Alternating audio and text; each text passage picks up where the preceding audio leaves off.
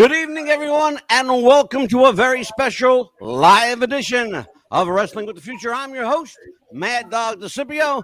Let me introduce the man who makes things happen around here.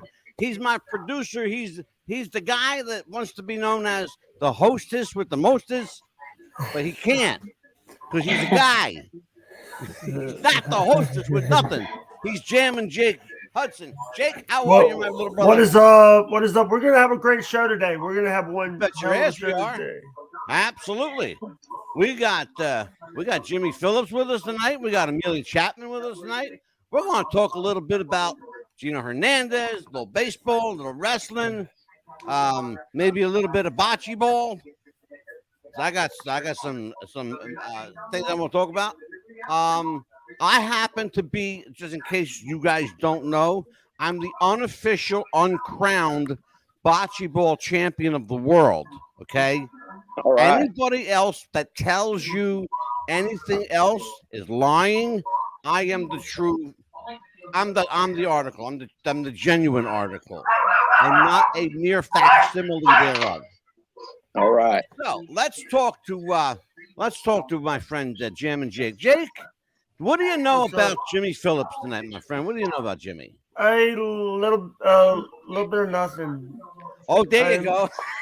A little bit of nothing. Hey, it's okay. I'm used to it. Let me tell everybody about Jimmy. Jimmy Phillips is a retired minor league baseball player. He had a shot I believe he had a shot in the majors for the Philadelphia Phillies.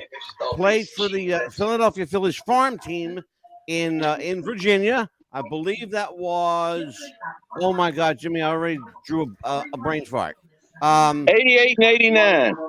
Yes, sir. There you go. I knew, and that the farm club in Virginia. That was Martinsville. Martinsville. I knew there were a couple of places, the Pittsfield, places like that. And so let's talk a little bit about baseball, a little wrestling. Jimmy, how did you get started? Oh, I'm sorry. Before we get anywhere further, let me introduce a young lady who is, I believe I want to refer to her as the world's unofficial expert on Gino Hernandez. In fact, she loves Gino so much, she named her dog Gino. This is Amelia Chapman. Hi, everyone. Amelia, welcome to the show. Thank you for having me. It's a pleasure to have you. We're going to talk a little bit about everything tonight and a lot about Gino. So, Jimmy Phillips, my friend, you and I are introduced to each other on the phone the other night. You got a fascinating life, fascinating career. Tell everybody about your journey into athletics. My understanding is you were a college draft for the Philadelphia Phillies. Is that right? Well, I wasn't drafted. I signed as a free agent. I had a lot of interest coming out of high school, college, and then I hurt my back when I was 21. Had to have my back operated on. I had 2 bulging discs, severe nerve damage on my right side, and I probably came back too early. But like I was telling you the other night, that window for a chance, an opportunity, was getting smaller and smaller. So I just worked my butt off to come back, and I transferred from the University of Arkansas to Dallas Baptist University. Had a really good year, made all conference, all world in the World Series. And I was lucky enough that somebody took a chance on me, and it was the Phillies. Yeah. And I don't have any regrets. Beautiful, brother. I hit the ball real good. You know, my thing was I had a good line drive swing. If you made a mistake on me, I could hit it out of the park. After I got hurt, if you made the same mistake, it was just a base hit. So somebody told me that the Jimmy Phillips had a hell of an arm too. Well, I grew up pitching a lot, and I wasn't a bad pitcher. I did pretty good. Yeah. But you know, I just loved hitting so much that you know, my dad, he was a coach and just the greatest influence anybody could ever have, you know, as a dad. And you know, he really didn't have to push me because I love baseball so much. Yeah. But I was lucky that he played, and he taught me a lot of stuff, and I was a big kid. And so, you know, I was a good baseball player. Fabulous. I got a question now. I heard a lot about your baseball career. You're a guy that you worked your way through the farm league. You worked your way into to various clubs. My understanding is even a farm club of the Chicago Cubs. Tell me a little bit. How did you end up playing for the farm league of the Chicago Cubs? No, I never played for Chicago. Oh, that must so have been somebody else. Wrong. Yeah, Hey, I never played the Chicago Cubs. Green room. We got a guest in the green room. Oh, we got a guest. Karen Phillips. Who is Karen Phillips? That is my wife. Oh, well, hello, Karen Phillips. Hey. How are you, young lady? I'm good. How are you? You are a surprise to the show tonight. I didn't expect two Phillipses tonight. Well, I didn't know what the link was, so I just gave her my link because I knew she'd want to be listening. Oh God, I'd have been in trouble if she wouldn't have got to listen. Kind of good that Karen is here. I can now I'm going to pry a little bit. Oh no. How long have you and Two-Step Phillips been together? Well, we've been married 9 years, but we've been together since 5th and 6th grade. Okay, you got to tell me that story. That's too long. Oh, we got time. Trust me. No. Oh man. So I'll tell you the story. Go ahead, Jimmy. I'll tell you the story. Her brother played baseball for my dad. Gotcha. And we met at the ballpark. Yeah, okay, beautiful. Yeah, that's a simple story. I like it. Yeah, and she was my first girlfriend, and we dated off and on. I love it. And well, I'll tell you what. I'm sorry? I'll tell you what, my brother. You did well. Karen, I am going to have to say goodbye to you. Okay, bye-bye. Okay, take care, and perhaps another time on part 2, maybe I could pry maybe a little further. Can you tell her the link so she can at least listen? Yeah. I will go right on the Facebook to Wrestling with the Future. Okay. Just type in Wrestling with the Future podcast. It'll take you right to us. All right. Thank you. Bye-bye, y'all. Yes, ma'am. Take care. Sorry about that. I couldn't ask for a better wife. I tell you, she put up with a lot of crap when she was younger from me. Yeah, I'm sure she did. And being an athlete, that is no surprise. Yeah, being an athlete, and when I was ready to settle down with it, she turned me down 2 or 3 times. So, but anyway, I got lucky. Very smart lady. So Jimmy, let's talk about the transition from baseball to wrestling. I know that your first love was baseball. Why would you want to walk away from something you love so much for the unpredictable, unstable world of pro wrestling? It's not, it's not, in some people's opinions, not the smartest move one could make. Well, I loved wrestling as a kid. I mean, I watched it all the time. We got Mid-South and we got World Class, and I was there every Saturday, Sunday morning, Saturday night. I watched it every time it came on. I was there. And I just loved it. And when I got through playing, I got hurt again. So I got released because of my back. And I just didn't want to have any regrets. So I tried it. I had a friend named Brian Elmore. He went in as Brian Henning. He wrestled. And I said, hey, man, I think I want to try this. So he worked me out a couple times, and he told me, he said, I want you to go to the Sportatorium with me, and I want you to be trained the right way. And I want to show people some photos as we're talking about your career in baseball and wrestling. Jake, bring up some of those photos of Jimmy. All right. Well, here's one. You know, I want people to see them. Bring us into the box. Do you realize that you didn't give me the photos ahead of time so I could have did the screen share? Don't worry about it. Don't worry about it. You got them now. I was having some technical difficulties, so I'm back now. So sorry about that. That's quite all right. I think Sorry. that is. I can just see part of it, but I think that's in Global at the Sportatorium on TV against Chaz Taylor. It is indeed. It was a super nice guy as well, and it is indeed. We had a good program going, and I wish it could have went a little bit further, but you know, sometimes politics gets involved. Yeah, and that's when later on that is Dr. X.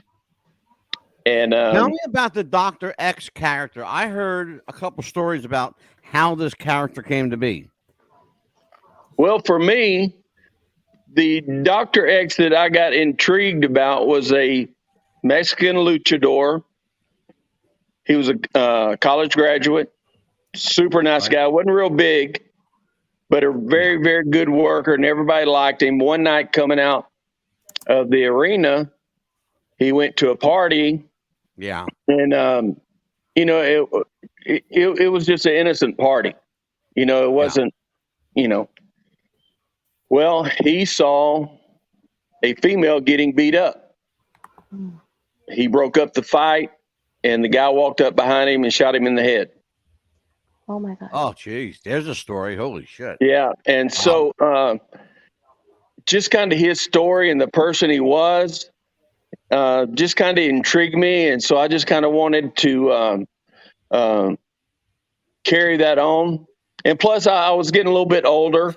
Yeah. You know, I didn't have the long hair anymore. And I kind of just felt like, you know, hey, if I cut my hair too short, people are going to think I'm too old and yada, yada, yada. Yeah. And which really is not the case, but that's the perception that goes through your mind. Sure. And so, and plus it was just a good fitting right then. And so it's kind of just a tribute to him. Terrific. So let's talk a little bit about, I know you worked for WCW. I know you worked for some of the larger indies around the country, but you did eventually make your way to WCW. How did that transition occur, and where did you come from to get to WCW? Well, that I never worked for them. I never had an ambition. Well, that's interesting because that's in your bio as well. See, I don't know where people get some of this stuff because. Well, that's why we're here to straighten out the. You know, a lot of people bullshit. You know, for some reason, there's a lot of people, guys that are in the business, out of the business. They tell you a bunch of bull crap, and I just don't see the point in it. Brother, we hear it every week. Yeah, you know, and somebody asked me how it was working in Puerto Rico, and I said, I don't know. I never went. I'd like to have gone. Right. My thing is, I wanted to go to Japan because Japan was the toughest and the roughest at the time. Yes, sir. And, you know, when you get as an athlete, you just kind of want to see where you stand with people. Sure. And it wasn't about beating anybody up. It wasn't, you know, it's yeah, we know what's going to happen, but it's still competition. And I'm still competitive to this day. You know, I coach high school baseball and, you know, and I coach and I teach these kids to win every day. But I got lucky. We were on a house show, a global house show. Somebody did not show up. Mm-hmm. And the promoter, Gray Pearson, wanted me to take this guy's place that didn't show up. Yeah. And so I was a baby face that night, and the heel, he starts dancing. Well, I could dance. So I started dancing. And I know. And the crowd kind of got on my side, you know, and real quick. And he liked that. And so he kind of put me in a heel character. And I just I just flew with it. Well, I knew you were I'm a lot better heel dancer. than I am babyface.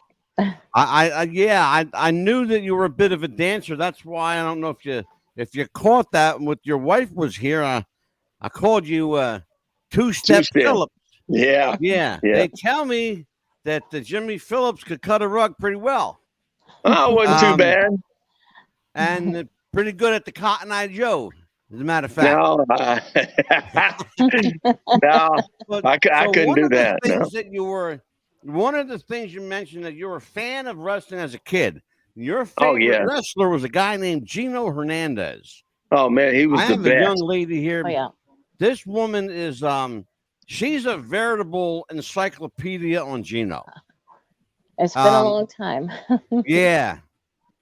So I can remember the first time. I can remember the first time I saw Gino on TV, and it wasn't even world class then.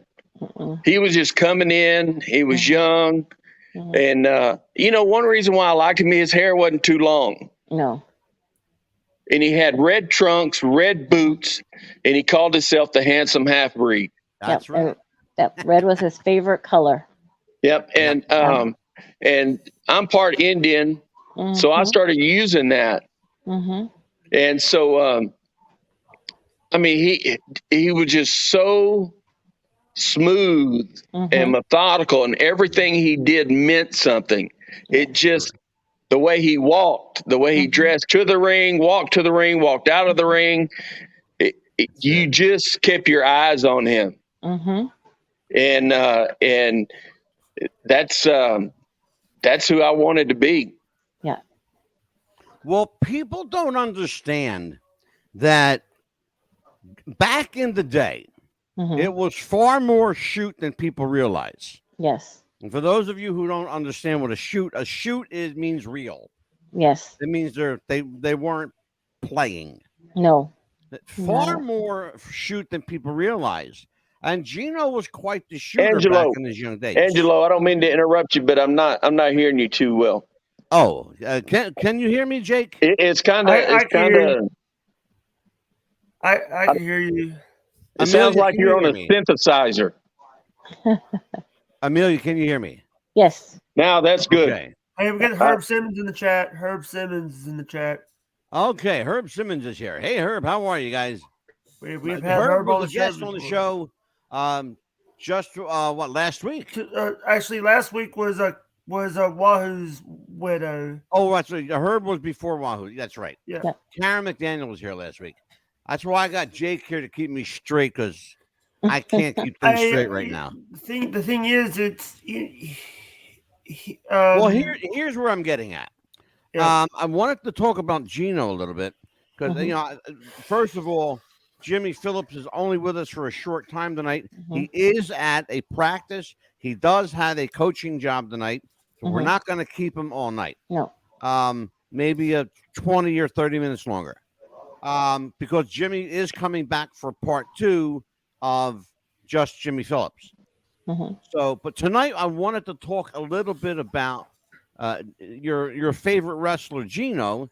So, Amelia, talk to me a little bit about you right off the bat. You said red was his favorite color. Yes. Talk to me about what kind of impact, in so much as you can tell us, what kind of impact did Gino make, in your opinion, on the world of wrestling back in his day?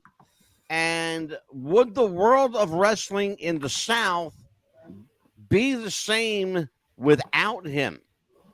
Was his impact felt, or did it not make a difference, is what I'm getting at. His impact made a big difference. I mean, the girls wanted to be with him. The guys wanted to be him.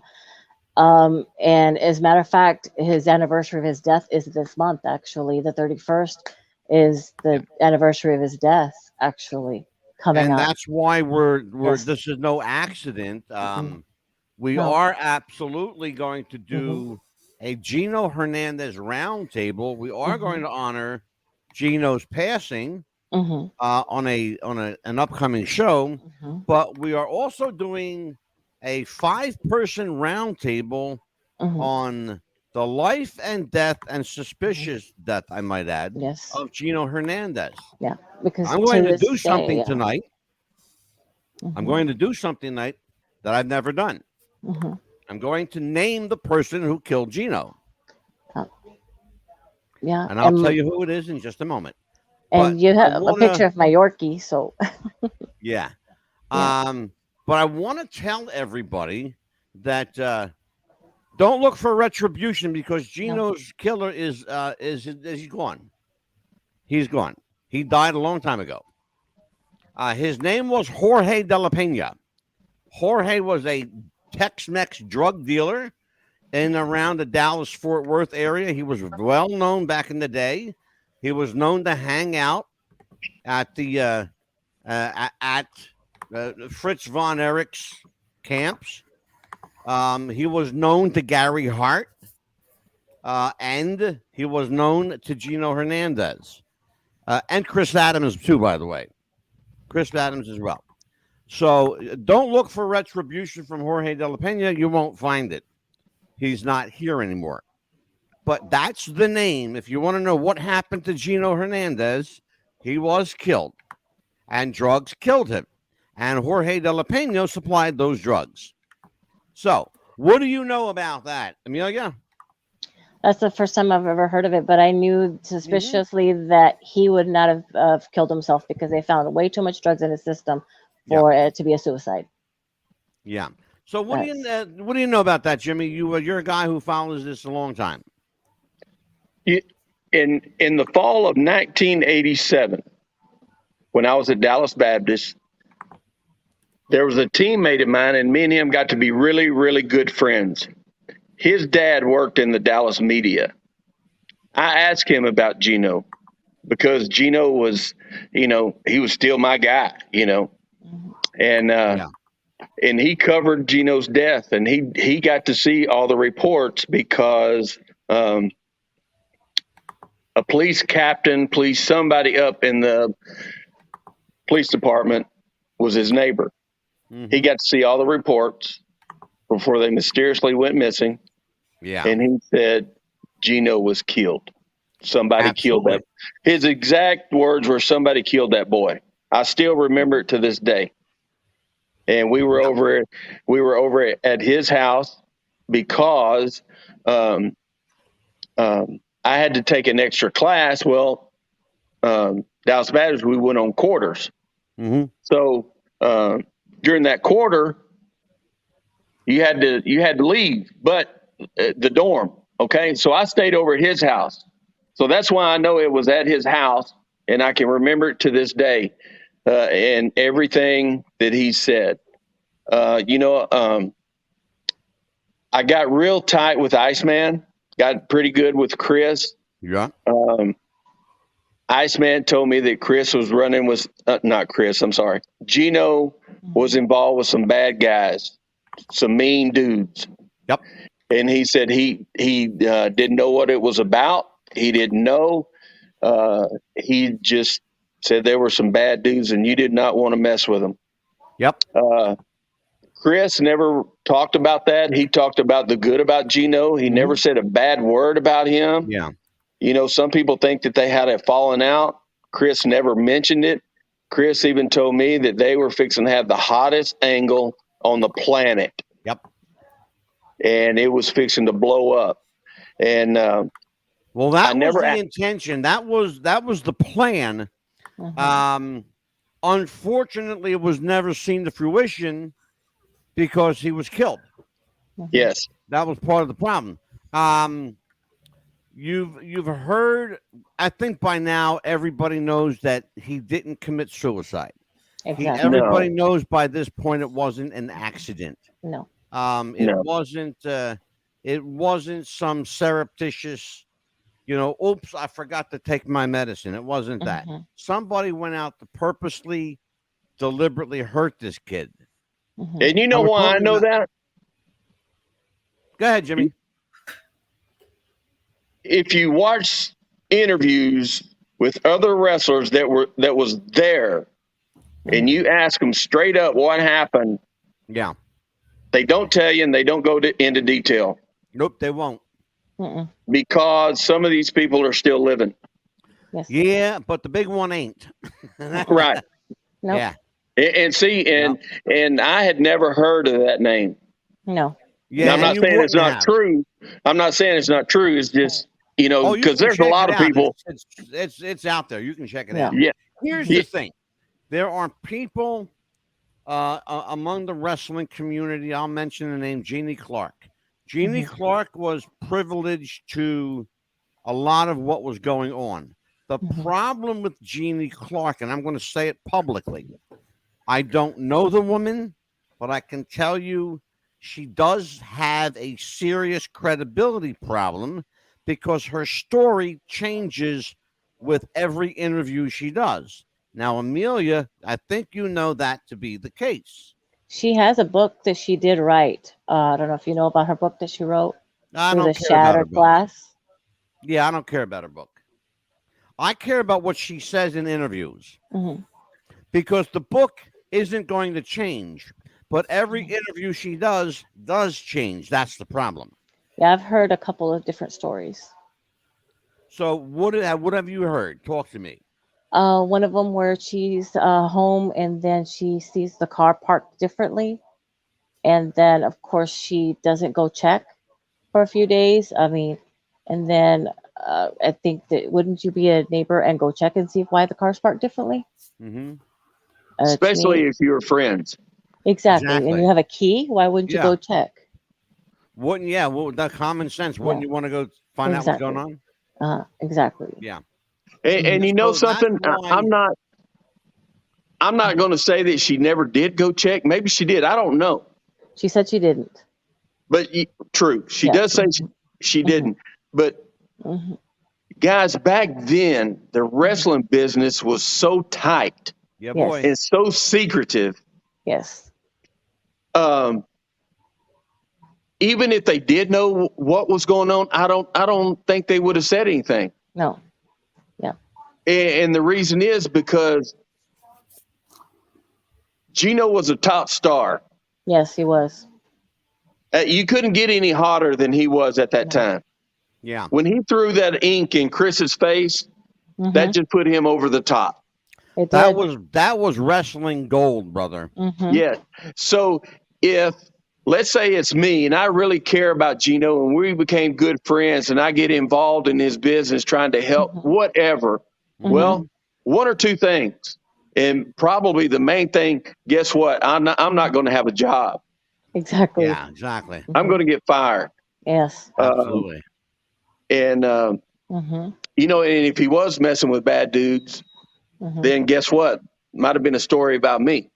Brother, so that's what everybody needs to understand is that, you know, when we hear these people talking about Gino, you need to take it with a grain of salt because Gino, from my understanding, was very private. Very, very private person. His professional life and personal life was way two different things. Yes. And, you know, I just wish people could, you know, just because you meet somebody and you say hi, that doesn't mean you're buddies with them. No, that's exactly. Not. Thank you. Thank you. Thank you. I'll applaud that one. Yeah. Thank you. You know, but there's a lot of people who say to be part of this business, and guys, I'm telling you, it's great. Yeah, Jimmy. Business, I'm not that serious. Audio. Yeah, Jimmy, I'm gonna have to let you go. I know you got to get back to your you've got to get back to your team. Thank you for joining us. I will I'll reach out and we're going to bring you back for part 2. Okay, my friend. All right, thank you guys. Take care. Take care, Jimmy. You too, buddy. Nice to meet you. Bye-bye. Bye. All right. I'll kick him out. All right. We are back. Yeah, Jimmy is. By the way, I need to tell everyone. Jimmy Phillips is a coach. He is actually at a practice tonight. He was very generous in taking some time at practice. Right. So you want me with us. So you want me to put back the Wrestling with the Future thing back? Yeah, let me take that back. Let's bring our logo back. I got it. Go. There you go. Thank you, my brother. I actually have a question for Amelia, if you don't Yes. mind. Sure. Did you know that Vice did a thing about Gino? Yes, he did a two-parter actually. You want to elaborate on that, Amelia? The first one did more of like his career. The second one did a little bit more in depth of the first one and got more detailed of what they found and got more detailed and more questions. And they tried to ask more of Jake the Snake Roberts, which I could tell he was hiding a little bit more. And you could really tell, and they asked more questions. And I think a lot of people really knew more. And they really, really were scared of what to talk about.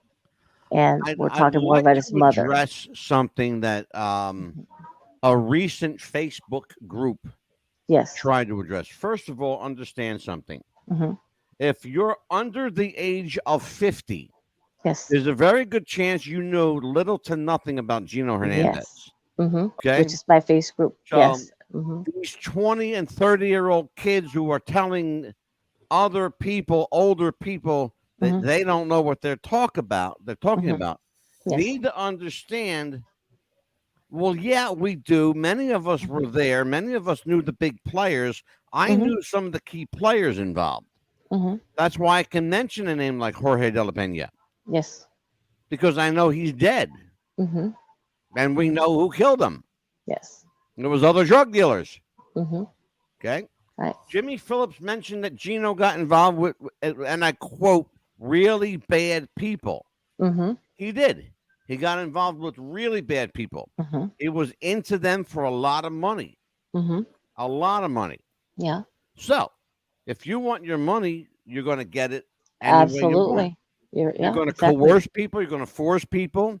You're going to have people do what they normally wouldn't do to come up with that money. And Gino did that. And he still owed a substantial amount of money at his death. Unfortunately, you're not going to convince a lot of people of that fact. Yes. Okay? Because they want to believe the narrative that it was a mystery. It wasn't a mystery, folks. Gino got involved with bad people.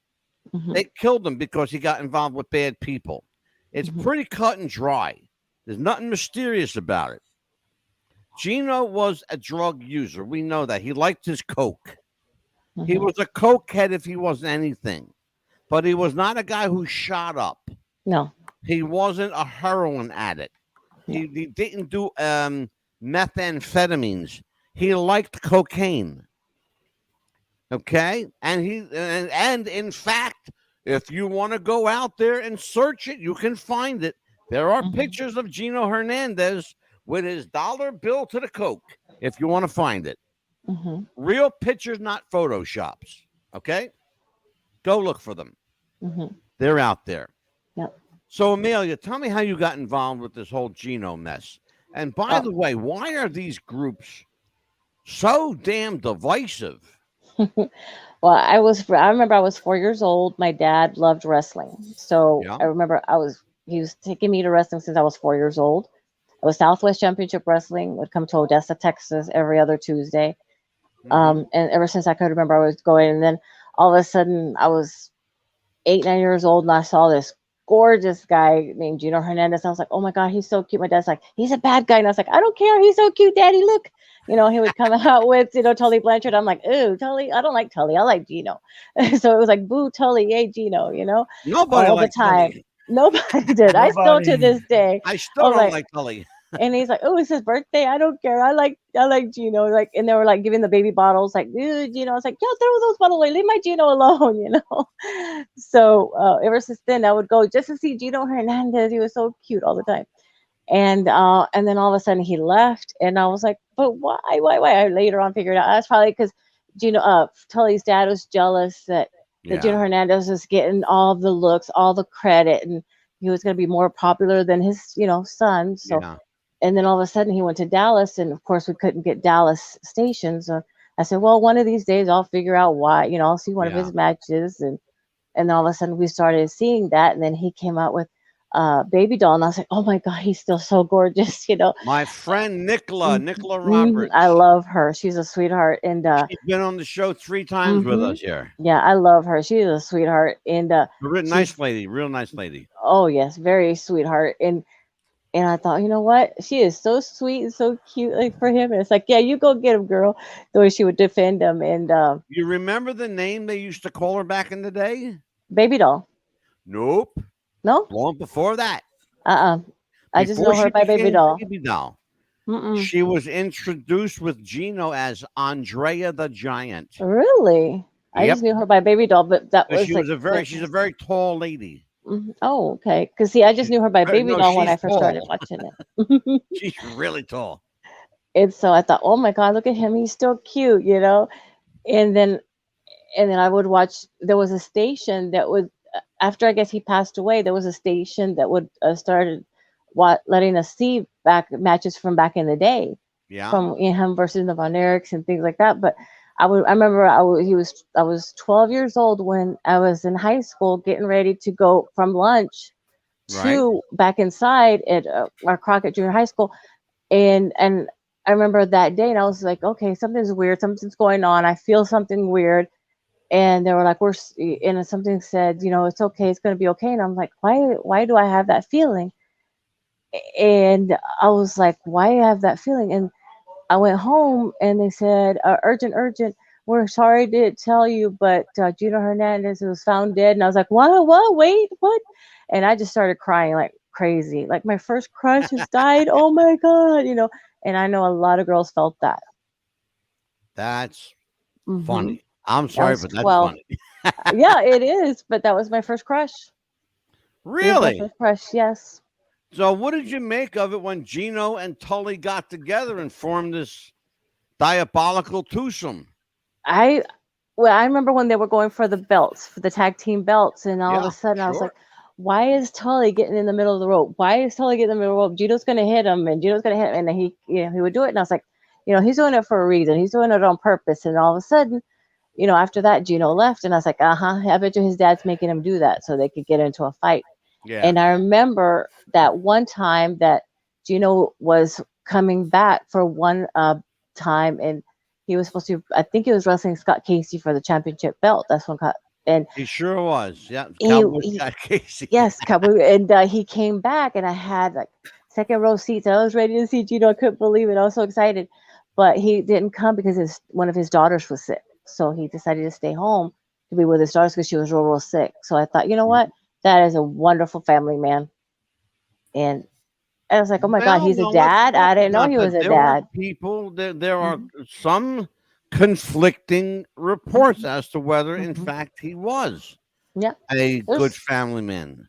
Well, I know he has 2 daughters. There was rumors around saying that he had a son, but I don't know about that. But I do know he had 2 daughters, and there are pictures out there, as you say, you can look it up, that he did have 2 daughters.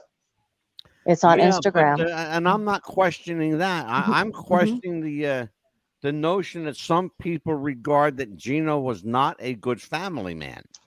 Some people say that he wasn't allowed to see his children. Some people say that he was allowed. So we would never know that story until we talk to his, family about that. Yeah. Well, let me ask you a question then. In that regard, what do you think? What your educated opinion? What does it tell you? I would say he would be a good family man. I think he was a good father. Some people say he ran around at every chance he got, that he was a louse, that he was more interested in getting laid and paid than being a papa. We'll never really know. What do you make of that? Jake, what do you think of that, Jake? The thing is, here's the thing. It's like, there's 3 sides of every story. His side, her side, and the truth. Yeah. You don't 3 sides of the story, exactly. Yeah, because on the Dark Side of the Ring, his ex-wife said that he was a great father. So, so interesting.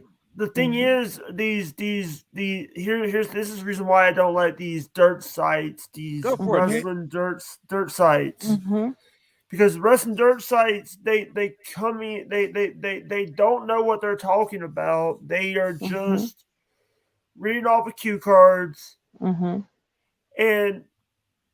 they're these people that don't know. They're looking at old. Yeah.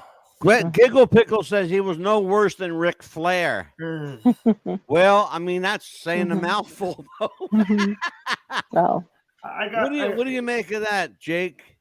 I think, Ric Flair's worst. Ric Flair is some of the stories I've heard about Rick. Right. Oh yeah, I've heard a few of it. Amelia, there you go. I mean, from the voice of experience, there is there's a comparison to be made. Gino's a good-looking guy, had some money, quite a bit of money, in fact. Oh yeah. One of the very few. Well, yeah, I mean, that he was one of the very few early millionaire wrestlers. Oh yeah. He was making $1 million a year when guys were making 50 and 75,000.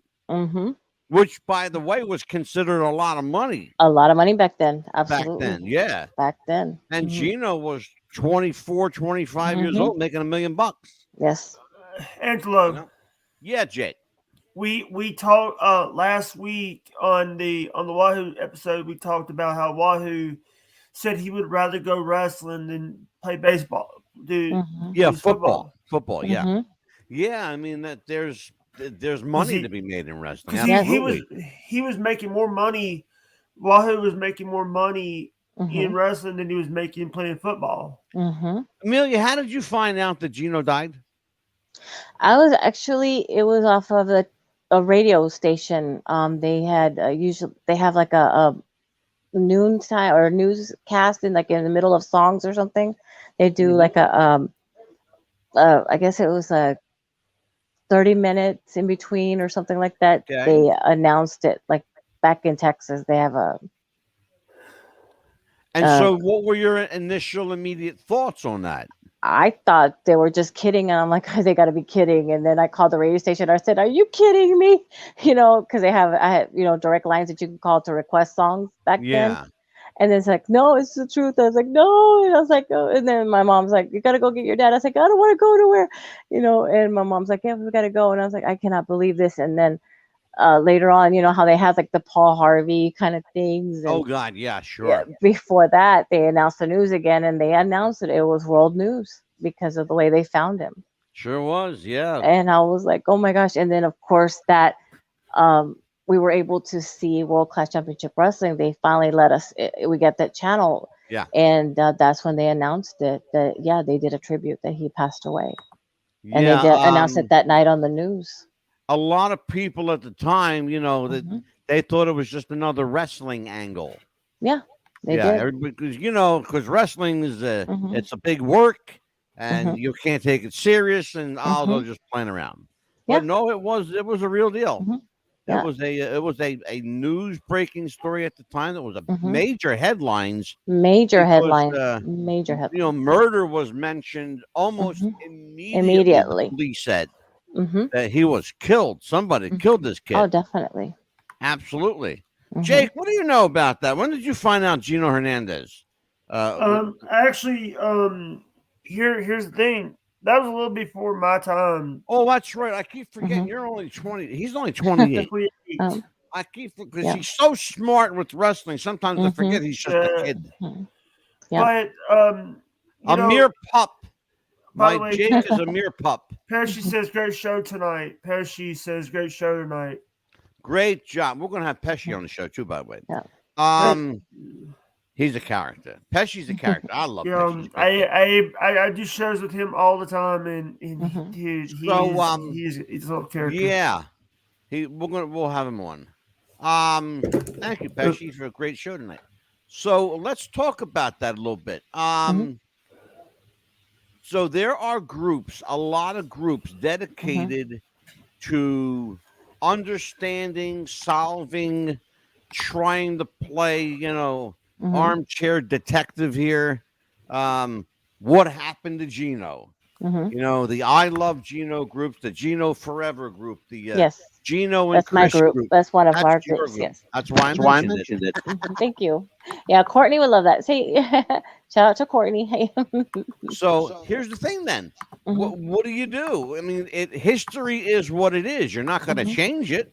No, we What just want about to these do a people who tribute were to him. clearly, Amelia, clearly too young to have even, you know, people like Jake that were Mhm. too young to be alive at the time, Mhm. you know? Mhm. How do you reconcile the age difference with the so-called knowledge Mhm. or misinformation? In my case, is what I Mhm. refer to it, because none of them are right. No, we just, we just have to make them understand. Say, look, you weren't around, like you were saying, at that Yeah. time, and I apologize for the one that was arguing with you before. Oh, And don't worry about that, please. and they just got to understand that. I look at it this way, Amelia. Who has the show? What you do, but it's just, they just have to understand that we were around in that era. We knew what Yeah. was going on. We knew what was real, what was fake, and we knew what was going on. And I understand that that's their hero or what, at that time. But you want to look up to that person, but you got to understand that, yeah, that's your hero. But you have to understand both sides of the coin. There's two sides of the coin. We understand. We saw what was going on. We knew what was going on, even though I might have been 12 at the time. But I understand what's going on. I can hear things and I can see things, and I'm going to believe because I saw that. I heard that. I knew what was going on at the time. Sure. And later on, as I got older, I was like, oh my gosh, I was able to do the research. Yes, that is what was going on because I did see what was going on. Yep, but that's still my hero. I'm not going to argue with adults because I can see for myself that was true. Well, when you do Yeah. your research, Exactly. let's talk about this because that's a Mhm. very interesting thing, and I'm glad you mentioned that.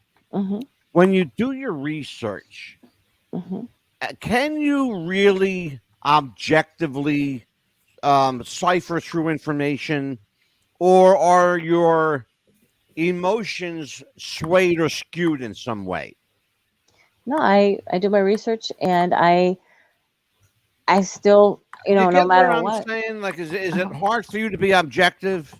Oh, it's if I do my research, I'm still gonna still, even if I do my research and I find out, okay, well, he's still a bad guy, he did this, it's still not gonna stop me from caring about the person because Right. you know, he's still my first crush. I Yeah. understand that's what he did, but if I would have known back then who, that he was doing that, I would have done everything I could to say, hey, you need help, let's see what we could do to get Yeah. you out of this. But Well, it's interesting that you say that, Amelia, because mhm, now, with social media and mhm, Facebook and mhm, Twitter, and mhm, you literally have direct access to your exactly. celebrities and heroes. I mean, and they Mhm, respond to you. mhm, You know, Some of it, them does. well, mhm, yeah, for the most part, they mhm, do though, Jake, and you mhm. know that, right? Oh yeah. Yeah. But Um. here's the thing, though, and then you might want to.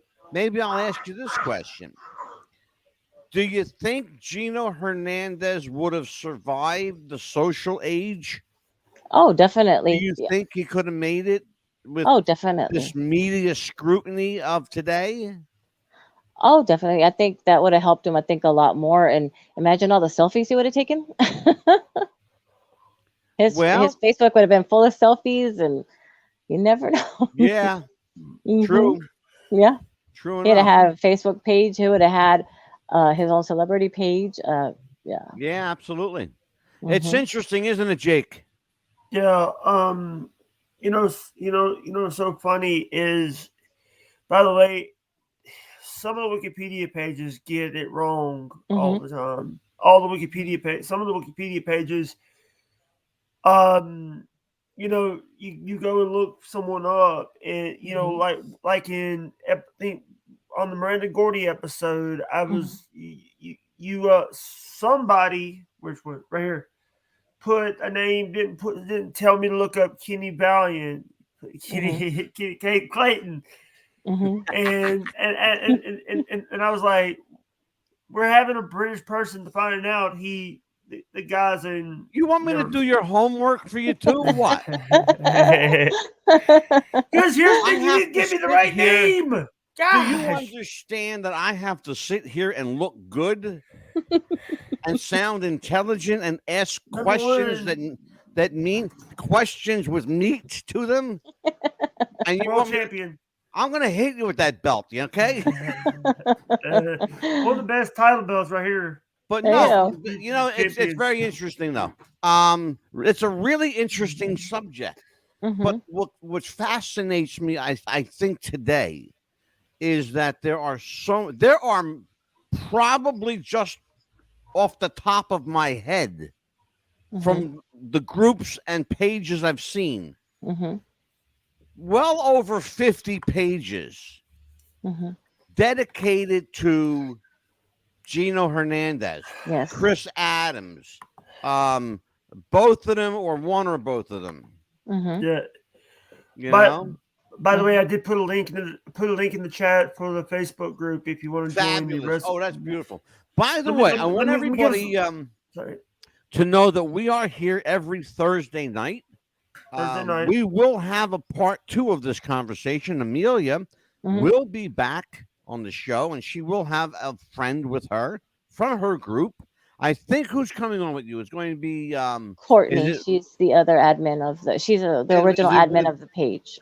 How about Wendy? Is Wendy coming on with you? I don't know, but I can ask her. Okay. What's the name of the group? Gino Forever. It's a really good group. Yeah, check it out, Jake. It's called Gino Forever. I'm looking it up right now. Go for it. And by the way, we're live on Facebook right now. On Facebook and around the world, and on YouTube. We're live on YouTube. But it's an interesting thing, Amelia, that there are so many groups dedicated to Chris and Gino, both individually and together. You know, that speaks volumes for their popularity. If not that, it speaks volumes for their ability to work. You know. As wrestlers, for sure. I'll tell you what, wrestling could sure use more Chris Adams and more Gino Hernandez. That's for damn sure. Oh, definitely. Especially just imagine what he would have been like as a wrestler if he would have still been alive. Instead of dying so young at the age of 29, he could have been as big as Ric Flair is. Yeah. Or was, a champion, 6-7-time, 8-time world champion. It's remarkable, isn't it? Yes. It really, really is. He has had a fascinating impact on people. Gino Hernandez is this kind of guy, this almost mythological figure. He's become a myth in his death. He's become like legend. It's a hell of a way to become a legend. But let's be honest, most legends are dead. Yes. You know, there were very few living legends, Larry Zbyszko and Bruno Sammartino among them. But who I was fortunate enough to know, by the way, and both of them. Larry's a dear friend of mine, and Bruno was a friend of mine in life. So, but the thing is interesting, though, is that in death, he becomes mythological. But also in death, he becomes more convoluted. It's the whole Gino thing has become one big giant cluster mess. I think I joined the group. How do you attempt to rectify fact from fiction? What steps do you take as an administrator of a group to try and separate factual information from nonsensical horseshit? We just have to